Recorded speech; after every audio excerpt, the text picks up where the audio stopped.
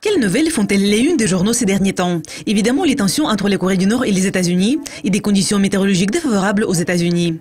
Donc, quelle influence cela pourrait-il avoir sur les matières premières les plus populaires? Kevin Kerr me rejoint aujourd'hui pour discuter de ce sujet. Kevin, merci de rejoindre Dukascopy TV aujourd'hui. Nous voyons que l'affaiblissement du dollar et des moments limités de la Réserve fédérale soutiennent les prix de l'or.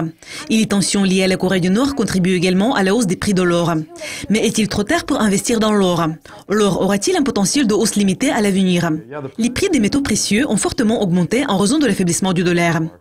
Les experts comprennent qu'il est peu probable que la Réserve fédérale augmente ses taux d'intérêt encore une fois cette année, ce qui met beaucoup de pression sur le dollar.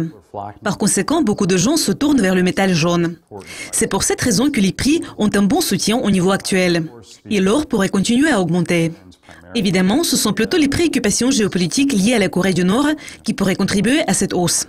Si les tensions s'intensifient, cela pourrait également provoquer une ruée vers l'or. Et nous voyons actuellement la tendance observée toujours quand les gens affluent vers l'or. Les prix de l'argent commencent également à augmenter. Aujourd'hui, nous voyons que les prix de l'argent augmentent.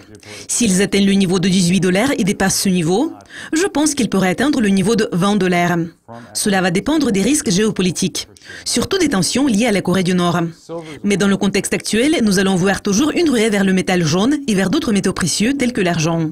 L'argent est souvent beaucoup plus attrayant pour les gens que l'or, car les prix de l'argent sont moins élevés. Donc, en raison des risques géopolitiques et des préoccupations liées au fait que la Réserve fédérale n'augmente pas les taux d'intérêt, les investisseurs prêtent moins d'attention aux devises. Ils se tournent vers les métaux et nous voyons une vraie ruée vers l'or.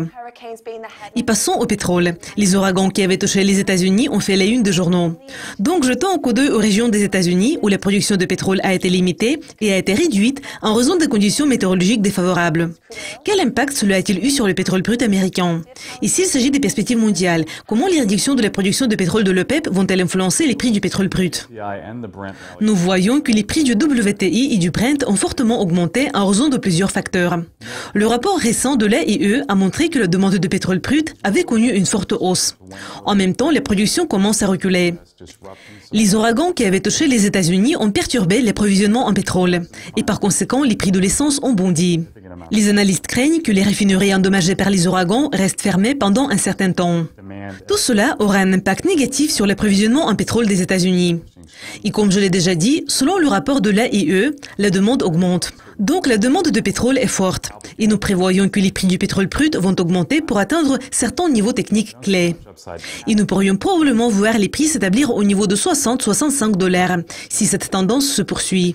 Je ne pense pas que les prix puissent dépasser ce niveau, même compte tenu des futurs accords de l'OPEP visant à réduire la production. Tous ces facteurs, les ouragans et les interruptions de la production aux États-Unis, la nouvelle demande que nous observons et qui est prévue par l'AIE, tous les futurs accords de l'OPEP visant à réduire la production de pétrole, donc tous ces facteurs vont contribuer à une hausse des prix du pétrole brut et par conséquent à une hausse des prix des produits pétroliers, ce qui va offrir beaucoup de possibilités aux investisseurs. Kevin, merci beaucoup de votre participation et de votre aperçu. Et merci d'être avec nous. C'est tout pour aujourd'hui, mais nous voulons découvrir si vous avez aimé cette interview. Donc n'hésitez pas à laisser vos likes et vos commentaires. Et ne manquez pas notre prochain épisode du Coin des matières premières.